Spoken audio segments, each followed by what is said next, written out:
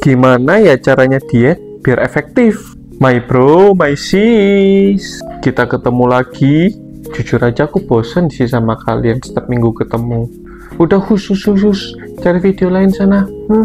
Loh, masih di sini? Ayo, kangen beneran kan sama aku? Makanya masih belani di sini. Udah tak usir, masih aja kalian di sini. Jangan-jangan nih kalian beneran kangen nih sama bro kesayangan kalian nih. Oke, karena udah ada yang komplain nih aku kebanyakan guyon aja. Oke, kita langsung aja nih. Pada video ini seperti biasa aku ingin sharing salah satu pengalaman dari klien kita yang gak kalah keren dan unik, dan aku percaya bisa bermanfaat buat my bro my sis lainnya. Cuman di SPF, bukan buat kulit, tapi sharing pengalaman fans.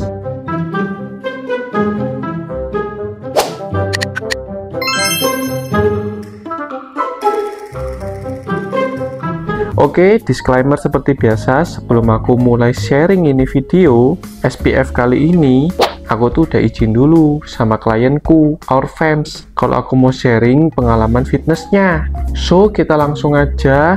Klienku kali ini, our fans, itu cowok, usianya 28 tahun. Kita ketemuan dalam sesi online coaching. Our bro itu sharing kalau dia ini udah mulai jalanin program diet nih, karena sadar kalau berat badannya itu udah mulai berlebih, udah looksnya itu udah mulai menggendut nih ya bro Kevin. So memang udah ada kesadaran, udah ada niat untuk nurunin berat badan. Tapi jangan-jangan kena bro jomblo deh. Biasa klasik cowok, kalau jomblo jelek pasti sadar tuh buat nurunin berat badan. Oke, bercanda. Tapi kalau benar ya udah bro, diam aja. Sebelum sharing ke aku, ketemu sama aku, kita latihan bareng, bro udah mulai jalanin diet, itu kurang lebih sebulan. Tapi bro juga takut yang dia jalanin kurang tepat dan kurang maksimal hasilnya untuk dia punya progres menurunkan berat badan. So dia ketemu aku untuk minta tolong agar bisa dibantu nemenin jalanin dia punya progres journey menurunkan berat badannya. Seperti biasa, sebelum mulai aku ambil data dulu, tinggi badan, berat badan, lingkar perut, dan bla bla bla bla bla. Tidak lupa juga tes fisik, endurance, strength, bla bla bla bla bla bla. Untuk persentase massa lemaknya our bro memang agak berlebih, tapi jujur aja belum sampai yang obesitas. Kelihatan juga sih dari badannya, bukan yang sampai obesitas banget enggak, tapi memang hampir termasuk golongan yang berlebih kadar lemaknya, tapi belum yang obesitas, maunya aja. Kalau untuk tes fisiknya rata-rata itu bisa dibilang masuk normal, jadi nggak jelek-jelek amat, tapi bukan yang bagus gitu seperti orang yang pada umumnya udah sering latihan dan olahraga. Nggak sebagus itu juga, tapi bisa dibilang normal lah umumnya. Kita lanjut, our bro sharing, dia itu dalam sebulan ini tuh udah nyoba diet sesimpel ngurangin nasi. Ya basically umum lah, basic kalau kita khususnya di Asia ini, orang Indonesia apalagi, kalau mulai diet, pemikiran pertamanya itu pasti ngurangin nasi. Itu wajar, nggak salah. Dan benernya juga salah satu cara yang tepat juga ngurangin nasi itu, asal dilakuinnya dengan benar. Dan untuk olahraga, our bro belum sama sekali ngelakuin bener-bener untuk progres dietnya itu selama sebulan dia hanya mengandalkan dari diet. Nah aku tanya ke our bro, sebulan ini ngurangin nasi aman, nyaman nggak dengan cara yang seperti itu? Nggak merasa tersiksa kah? Atau ada badan mulai ngerasa nggak enak? Ada problem-problem kesehatan yang mulai timbul kah? Dan untungnya our bro ngomong nggak ada masalah. Dia juga nyaman-nyaman aja ngurangi nasi itu, no problem. Ya mungkin biasa awal-awal 1-2 hari itu agak lemes dikit gitu, kena kaget kan, tapi sisanya menurutnya lancar dan gak ada masalah. So aku sharing ke our bro, kalau brother udah kebiasaan ngurangi nasi nih sebulan ini, berarti program diet yang kemungkinan paling cocok untuk bro yang untuk kita jalani nextnya ini diet keto. Karena basically ya diet keto itu yang umumnya kita lakuin kalau kita lagi pengen diet nih, ngurangin nasi tadi itu tanpa kita sadarin kita juga udah jalanin diet keto. Our bro fine, oke, kita gas. Tapi aku nggak mau sembarang-sembarang, maksudku sembarang-sembarang gini, nggak mau asal pokoknya biar brother itu diet keto terus kurus. No, aku pengen our bro tuh dapat experience bener-bener belajar diet keto tuh dari awal. dengan tujuan biar our bro itu tahu step by stepnya diet keto yang benar, belajarnya itu dari awal ya apa. Kelak kalau dia punya saudara atau teman atau istri yang mau diet keto juga, dia bisa tuntun, bisa sharing, arahin dengan benar dari awal, dari titik awal. Jadi aku programkan diet keto untuk brother nih benar-benar dari awal.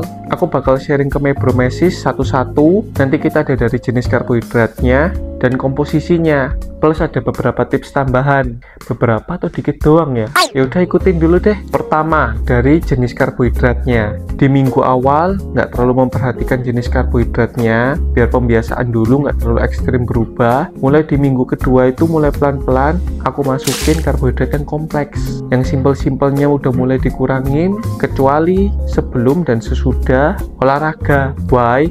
Ya biar mulut itu nggak kangen, biar dietnya tetap fun lah, nggak terlalu strict yang kayak apa sampai nggak boleh makan yang manis-manis. Toh ya siapa sih yang nggak suka yang manis-manis? Sweet.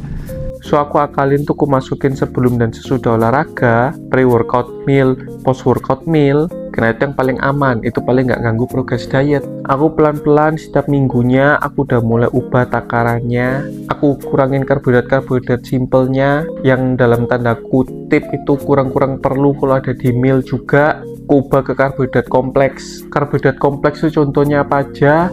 Ada umbi-umbian kayak singkong, kentang, nasi merah, nasi putih tadi ya oke lah. Ketimbang karbohidrat yang benar-benar simple, itu juga termasuk kadar minuman yang manis-manis, yang enak-enak tuh udah mulai aku kurangin.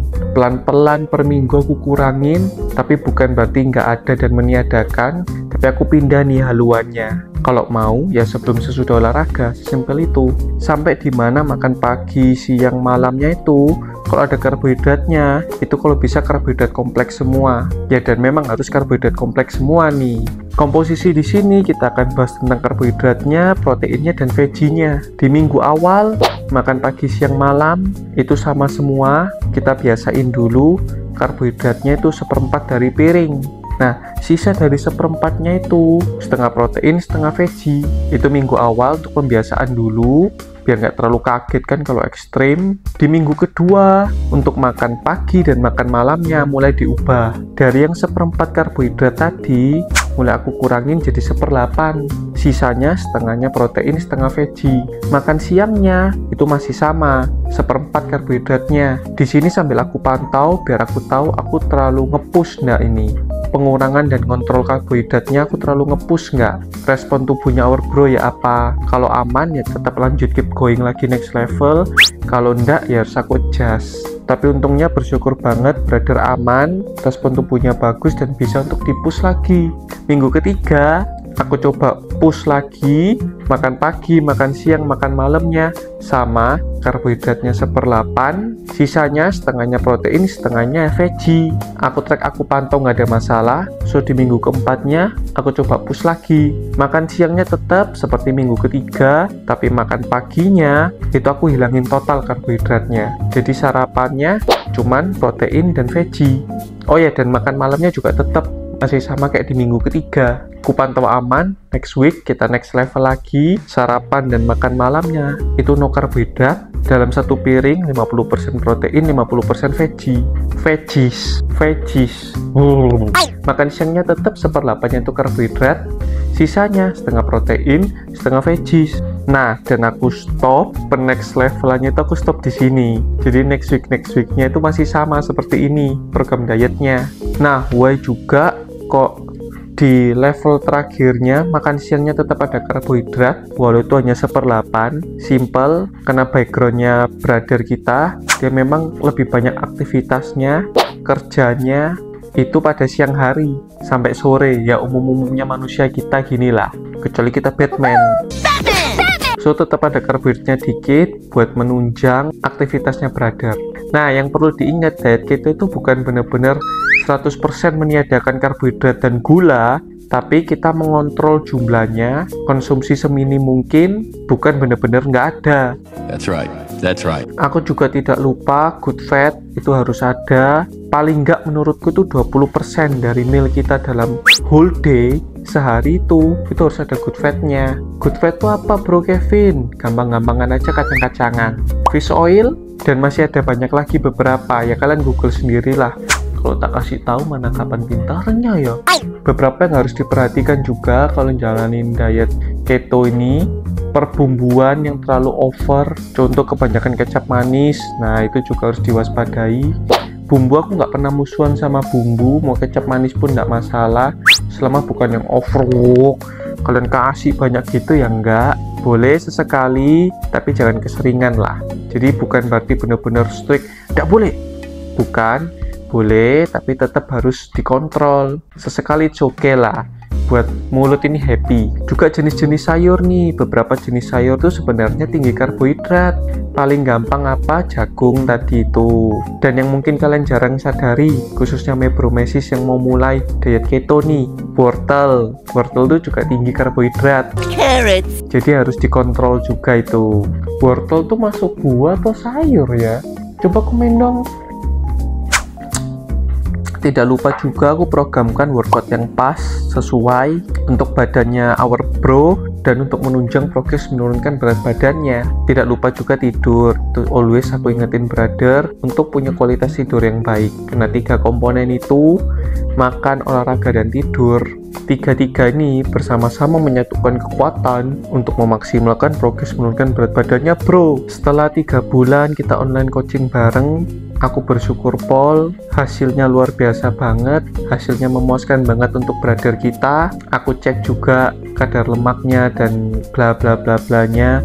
Wah, bagus banget, udah nggak di angka yang berat badannya berlebih, udah masuk ideal, massa ototnya juga mulai ada penambahan, bagus banget. Tes fisiknya udah ada peningkatan yang jauh lebih baik banget timbang sebelum-sebelumnya, khususnya timbang di hari pertama sebelum kita mulai jalan program bareng. Bener-bener ada kemajuan, tubuhnya fit, selama diet juga our bro nggak pernah ngerasain kelaparan atau yang tersiksa harus maksa banget, lemes jadi kayak zombie gitu. Brother juga sharing sejak jalanin diet dia kurang sering stres, level stresnya itu turun banget, enak, pikiran lebih tenang, tubuh juga lebih rasa ringan, fit, percaya diri, sehat.